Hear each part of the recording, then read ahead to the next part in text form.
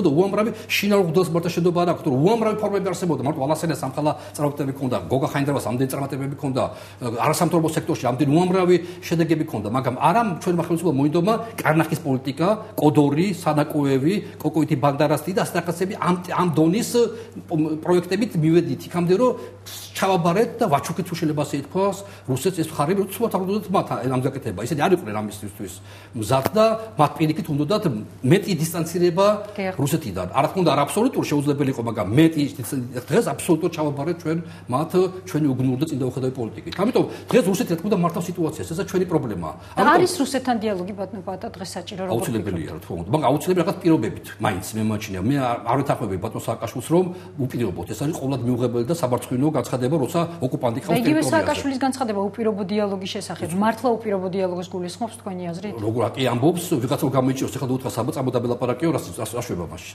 არა და ჩემი აზრით ორი პირობა უნდა იყოს. ანუ არავითარ შემთხვევაში რუსეთს არ შეიძლება წინასწარ უნდა ითქვას. შეიძლება მე კულუარებში სხვანაირად ილაპარაკო, მაგრამ ოფიციალურად და ქონდეს განცხადება გამოკიდული ორი.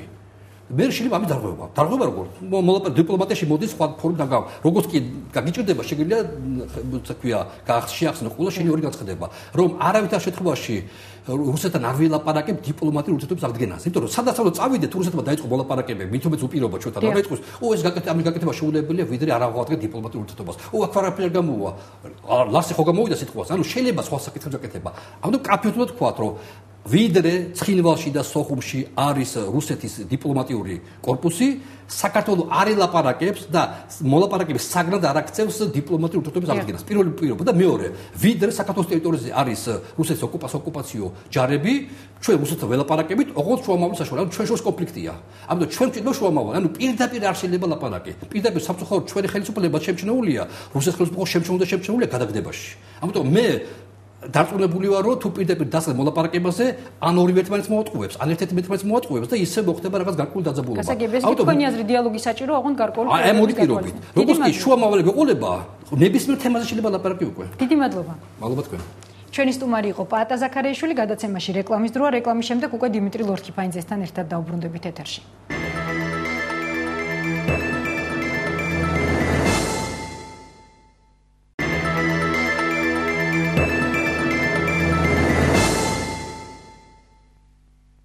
თქვენ უყურებთ პირდაპირ საუბარს, ჩვენი სტუმარია დიმიტრი ლორქიფაინძე, ბატონო დიმიტრი, მოგესალმებით პირდაპირ საუბრის სტუდიაში. გუშინ დიდი ხმაური მოყვა პარლამენტში სახალხო დამცველის სპეციალურ ანგარიშს დევნილების შესახებ. რამდენადაც ცნობილია, მოითხოვეთ სპეციალური საგამოძიებო კომისიის შექმნაც. რატომ? რა არის ამის მიზეზი? მოგახსენებთ, რა თქმა უნდა, მხოლოდ ბიძგი იყო გუშინდელი სპეციალური ანგარიში. ეს საკითხი დიდი ხანია მწიფდება. დაახლოებით 3-4 თვის წინ, როდესაც ბატონი კობასუბელიანი ბრძანდებოდა პარლამენტში, მაშინაც დავაყენე საკითხი, ოღონდ არა საგამოძიებო კომისიის შექმნისა, არამედ რიგი კითხვები დაისვა, რომელზეც პასუხები არ მიგვიღია და ეხლა უცებ ჩამოვაყალიბებ აი ამ თემას, რომ საზოგადოებისთვის ნათელი გახდეს თუ რას ვედავებით ჩვენ და არა მხოლოდ დევნილთა და ტოლულთა სამინისტროს. არავინ არ უნდა გაიგოს ისე, თითქოს აქ არის კობასუბელიანის წინააღმდეგ ბრძოლა. არავითარ შემთხვევაში გაცილებით უფრო მასშტაბურად ისმის კითხვა. მე გეტყვით, რომ 2009-2012 წლების სამოქმედო გეგმა არსებობს სახელმწიფო სტრატეგიისა. ამ სახელმწიფო სტრატეგიის გეგმის ფარგლებში გამოიკვეთა მთავარი პასუხისმგებელი ორგანო, ეს გახლავთ დევნილთა საკითხების მართვის კომიტეტი, ესეთი სამეთვალყურეო საბჭო, რომელშიც შედის დევნილთა და განსახლების სამინისტრო, რომელშიც შედის დონორთა ორგანიზაცია თავისი სამეთვალყურეო საბჭოთი, რომელსაც ხელმძღვანელობს ბატონი მინისტრი, ბატონი კობასუბელიანი, ასევე აქ არის მუნიციპალური განვითარების ფონდი, სწორედ ამ სტრუქტურულ ქვედანაყოფს მინდა შევაჩერო ყურადღება. ეს არის ორგანიზაცია, რომელიც დონორებისგან იღებს თანხებს, მას შემდეგ რაც ბიუჯეტიდან განკარგავს თანხებს კონკრეტული სარეაბილიტაციო სამუშაოებისთვის თუ სამშენებლო სამუშაოებისთვის და აღნიშნული სამუშაოების დაკვეთას ახდენს ეგრეთ წოდებული ეკონომიკური აგენტების მეშვეობით. ანუ ეკონომიკური აგენტები არიან ის კონკრეტული შეპესეები, რომლებიც ახორციელებენ მუშაობას. ბუნებრივია ამ რგოლში, როდესაც პასუხისმგებლობა მთლიანად აღებული აქვს აი ამ საჯარო სამართლის იურიდიულ პირს, მუნიციპალური განვითარების ფონდს, ისმის კითხვა, რა ფუნქცია რჩება დევნილთა და ტოლულთა სამინისტროს. დღეს ბატონმა კობასუბელიანმა ჩემთან პირისპირ საუბარში უარყო ყოველგვარი იურიდიული პასუხისმგებლობა. ეს იყო ერთ-ერთ ტელევიზიაში, როდესაც მოხდა პირდაპირი ჩართვა ჩემი. და მაშინ ეს კითხვა დაუსვი, რამდენად იზიარებს იგი პოლიტიკურ პასუხისმგებლობას იმასთან დაკავშირებით, თუ კი აღმოჩნდება, რომ იმ მრავალ მილიონიანი და მე გეტყვით, რომ აქ არის ასეულობით მილიონ ლარზე საუბარი, რომელიც უკვე გახარჯული არის ამ 1 წლის განმავლობაში და რომლის საფუძველზეც მოხდა რეაბილიტაცია რიგი კომპაქტურად ჩასახლების ადგილებისა, მაგრამ სწორედ გუშინდელმა სპეცანგარიშმა არჩვენა, რომ უკვე რეაბილიტირებული ობიექტები არ არის, ანუ ეს არის ნახევრად ფაბრიკატები და არ არის სრულად განხორციელებული მათში ის ინვესტიცია, რომელიც ის ხარჯები, რომელიც უნდა ყოფილიყო გუშინ რატომ არ იყო კობასუბელიანი პარლამენტში? დღეს დაუსვიმე ეს შეკითხვა ბატონ კობასუბელიანს, მე ვუთხარ იმას, რომ ამ 3-4 წუთიან საეთერო დროში, რა თქმა უნდა, შეუძლებელი იყო დებატები წარმართულიყო და ვკითხე თუ რატო არ მობრძანდა იგი. მან განაცხადა, რომ იგი აპირებდა, მაგრამ რაღაც გარკვეული ტექნიკური სუბიექტური მიზეზების გამო იგი ვერ მოხვდა. და მის მაგივრად გამოგზავნა თავისი მოადგილე ქალბატონი თამარ მარტიაშვილი, რომელიც ძალიან სუბუქად რო ვთქვათ, არ იყო, ვთქვათ, კომპეტენტური ესაუბრა კონკრეტულ საკითხებზე. მან ზოგადად გასცა კითხვას პასუხი, მაგრამ ეს ზოგადზე და გლობალურ თემებზე არ არის აქ საუბარი. ყველანაირი გლობალური თემა შედგება კონკრეტული კერძო საკითხებისგან. აქ არის კერძო საკითხებზე საუბარი და მე თქვენ გეტყვით, რომ არსებობს გაეროს 1966 წლის პაქტი, რომელიც გულისხმობს ეკონომიკურ, სოციალურ და კულტურულ უფლებების დაცვას სახელმწიფოს მხრიდან დევნილებისა და რაც პირველ რიგში გულისხმობს, რომ ნებისმიერი სახელმწიფო ვალდებულია ნებისმიერ ვითარებაში უზრუნველყოს ადეკვატური საცხოვრებელი პირობებით დევნილები. ის რაც ანგარიშია წარმოდგენილი, ის რაც იმ ფოტო ილუსტრაციაშია წარმოდგენილი, სცილდება ჩვენს წარმოდგენებს საერთოდ სამართალს.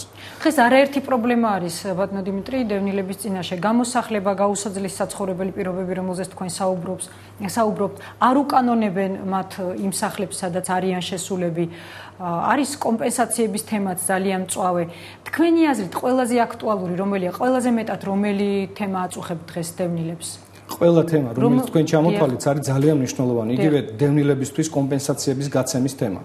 ხელისუფლება საუბრობს, რომ 1200 ოჯახი უკვე დააკმაყოფილა კომპენსაციებით, მაშინ როდესაც განუსაზღვრელი რიგები დგას პარლამენტში იმ მომჩივანთა, რომლებიც მოდიან და რომლებიც ნორმალური ინფორმაციაც არ არსებობს, რამდენი დევნილია დღეს საქართველოში. დიახ, რა თქმა უნდა, ეს კიდე ცალკე თემაა, იმიტომ რომ არსებობს კატეგორია დევნილების, არსებობს კატეგორია იძულებით გადაადგილებულების და არსებობს კატეგორია კონფლიქტის ზონაში დაზარალებულების. ეს კიდევ მესამე კატეგორია, რომლებიც იმ სასაზღვრო ზონებში ცხოვრობენ, გალის რაიონში თუ თქვა ცხინვალის რეგიონში.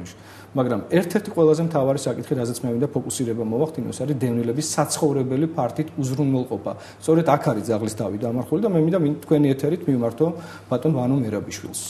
ბატონ ვანო მერაბიშვილის უწყება, შინაგან საქმეთა სამინისტრო არის ის უწყება, რომელმაც ოფიციალურად აიღო ზედამხედველობა წეროვნის ჩასახლებაზე, გახსოვთ თქვენ ძალიან კარგად და ეს უნდა ყოფილიყო ერთგვარი გარანტი ხარისხის, გარანტი ტემპების, ტემპებთან დაკავშირებით ნამდვილად უბადლო და რაღაც განსაკუთრებული მონდომებით შეასრულეს და 4 თვეში ჩააბარეს ობიექტი და ეს უნდა ყოფილიყო რაღაც არქტოვანების საგანი, რომ არა ის პრობლემები, რომლებმაც დღეს იჩინა თავი. დღეს აღმოჩნდა და სპეცანგარიში სახალხო დამცველისა ძალიან კარგად ჩანს, რომ რაც უფრო ახლოს არის კოტეჯები ცენტრალურ მაგისტრალთან, ხარისხი მაღალია, რაც უფრო შორდება, ხარისხი კლებულობს და საბოლოოდ მივდივართ იქამდე, რომ არ არსებობს სადრენაჟო სისტემები ელემენტარულად.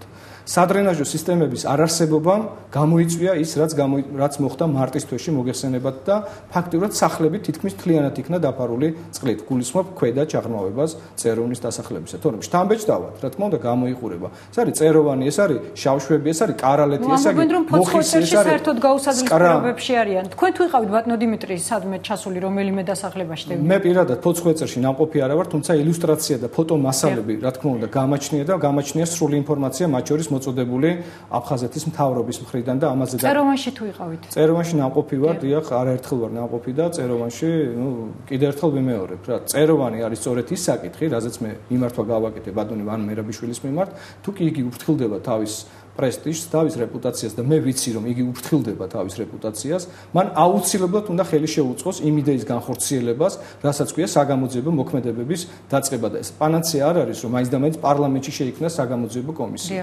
შესაძლებელია თუ არა ის, რომ იგივე შინაგან საქმეთა სამინისტროს უწყებაში, იგივე პროკურატურაში დაიწყონ უკვე გამოძიება იმ თემაზე, თუ რა არის მიზეზი იმისა, რომ მზიდი კედლები არის ერთმანეთ დაცილებული, რა არის მიზეზი იმისა, რომ იატაკი არის პირდაპირ მშრალ სველ მიწაზე გაკეთებული ანუ ის ლენტური საძირკველი, რომელზეც დგას შენობა, ფაქტიურად არ არის დაცული ბეტონის საფარი. არ არის დრენაჟი. და როცა საუბარია დრენაჟზე, აქ უნდა ვიგულისხმოთ, რომ ეს არის დამატებითი ხარჯი, რომელიც უნდა ყოფილიყო გაწეული კოტეჯის მშენებლობაში. თითოეულ კოტეჯზე დახარჯულია დაახლოებით 18,000 დოლარი. სწორედ თანხების შესახებ მაინტერესებს, ბატონო დიმიტრი, ძალიან დიდი თანხები იყო გამოყოფილი საერთაშორისო დონორების მხრიდან, სწორედ დევნილთა დასახმარებლად. თუ გაქვთ ინფორმაცია